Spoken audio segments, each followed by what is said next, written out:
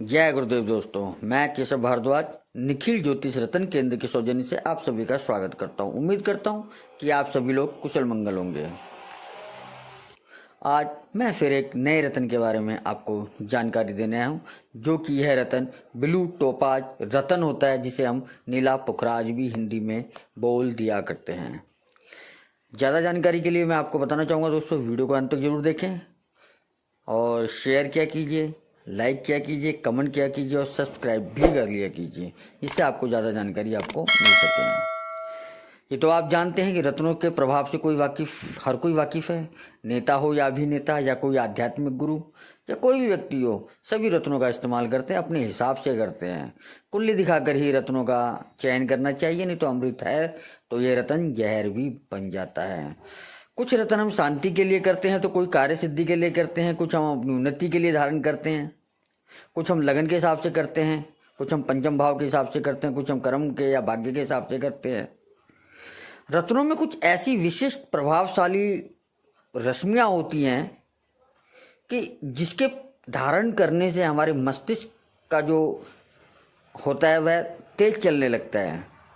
रत्नों की बहुत सारी महिमाएं, अगर मैं इसके ऊपर लिखना शुरू करूं या बोलना शुरू करूं तो शायद घंटों लग जाएंगे, लेकिन जो जानकारी है ब्लू टोपाज के बारे में, इसका फ़ायदा क्या है, मैं आपको बताना चाहूँगा।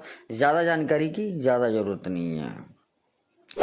इस रत्न को धारण करने से, यानी ब्लू टोपाज को धारण करने से व्यक्ति के अंदर आकर्षण शुरू हो जाता है, यानी कि ये कहें कि खुद के अंदर वशीकरण शक्ति प्राप्त होने लगती है, बशर्ते उन मंत्रों और उस चमत्कारी जो मंत्र होते हैं उनसे ये सिद्ध होना बहुत ज़रूरी होता है।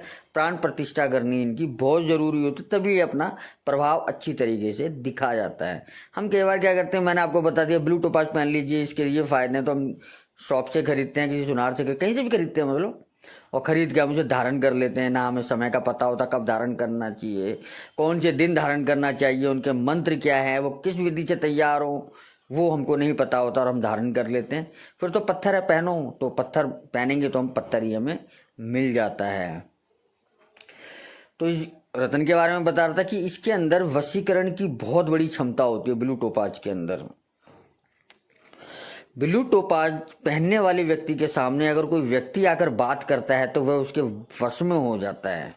ये चीज़ देखी है मैंने कि जो वह बोलता है तो सामने वाला उसको सुनने की क्षमता रखता है कि भाई इसने जो बोला उसके दिमाग में वो घुस जाता है और सामने वाला व्यक्ति उसके वशीभूत हो जाता है।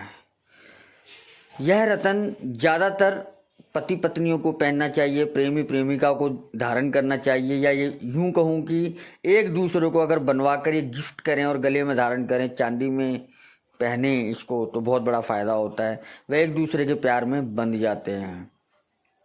मनचाहा प्यार पाने के लिए ये रत्न विशेष कार्य करता है। जो भी लड़का या लड़की मनचाहा प्यार पाना चाहते हो, या अगर पति पत्नी में कुछ मनमुटाव रहता हो, या पति या पत्नी के जीवन कोई अन्य स्त्री या पुरुष आ गया हो, यानी कोई नाजायज संबंध भी बन गया हो, तो यह रत्न जरूर धारण करना चाहिए। आपके पार्टनर का फिर से आप में आकर्षण द्वारा से बढ़ने लगेगा और वह आपसे प्रेम करने लगेगा। यदि पति पत्नी या प्रेमी और प्रेमिका दोनों ही इसे धारण करें तो हमेशा दोनों का प्यार हमेशा के लिए बरकरार रहता है।